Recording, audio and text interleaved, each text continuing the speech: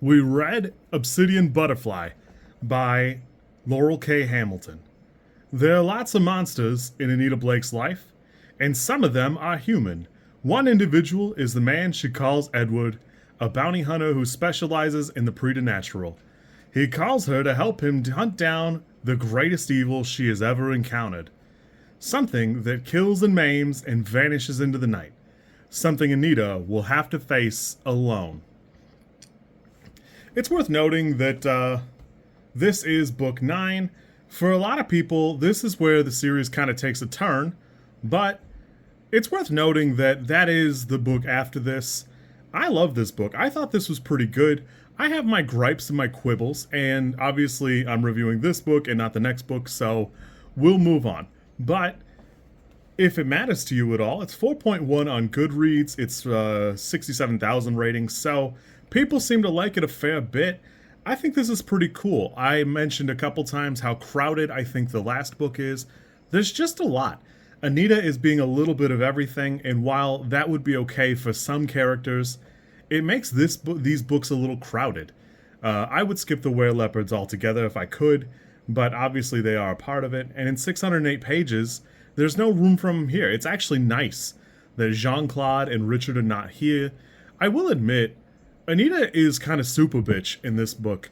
Not just in that she's a pick-me or the baddest bee that ever's beed, but in so much as every now and again she comes across somebody and she's talking in her head about whether or not she'll allow them to do whatever it is they're doing going forward. It's kind of weird, but like, I don't know. Anyways, I was looking really forward to this book. When I heard it was an Edward book, I was surprised both that it is this far into the series and how much I liked it, how much it was very different from what I was looking for. And man, I think it really does deliver. I like this. I think it's really cool. I think it's got a great feel to it. It's got excellent characters. And while some of the characters are just like easily hateable characters, there are some good ones too. It's got a lot of life in it. And I think it's pretty cool. For me, there are some odd bits that, you know, somewhat notably, as a necromancer, I would have that fang on me, as the kids say, in that one time I am getting jumped, and by this point in my career, I would be done. I would be done getting punched in the face by werewolves or jumped. I would buy a box truck. Jeep Grand Cherokee, be damned. I would buy a box truck, and I would find about 20 to 30 bodies. You know, somebody who was either evil or I felt deserved it, or that I just could keep on hand. Raina would be my top pick, and I would turn her into a zombie. I'd put her in the truck.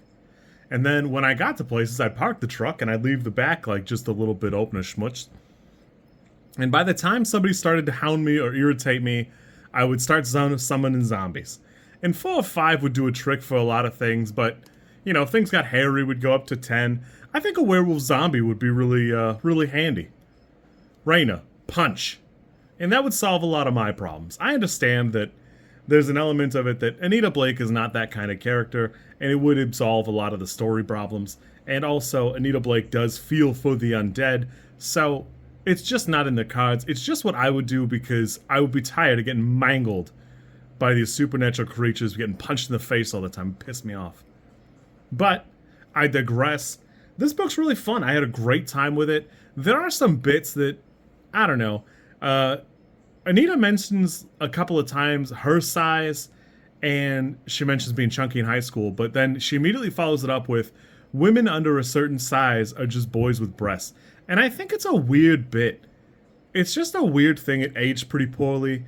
There is a little person here. She calls him a midget once or twice, although she is pretty quick to kind of correct herself, so, you know, your mileage may vary. I don't know, I had a pretty good time with this. I thought this was pretty cool. I enjoyed it. I will admit the climax is a little bit something, you know, odds or ends. And Anita has a couple of moral quibbles and then like a personal quibble.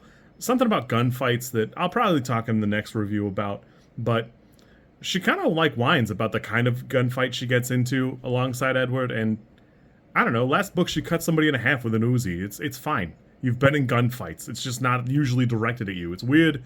It's weird the statement she makes, but far be it for me to correct you. It is what it is. Uh, I don't know. I think the shining bit is how far away we are from some of the other side characters and stuff, but, you know, they'll be back next book, so whatever. You kids be good. I had a great time with this. I would highly recommend this. Up until this point, it's still been really good urban fantasy. I'll admit, there is a little bit more sex going into 6, 7, 8 than there were previously, but it kind of is its natural conclusion in a lot of ways. It's just some certain bits are a little bit much for me. It is what it is. I know it gets more so as time goes on, but, you know, it is what it is. You kids be good. I'll catch you soon. We'll go from there.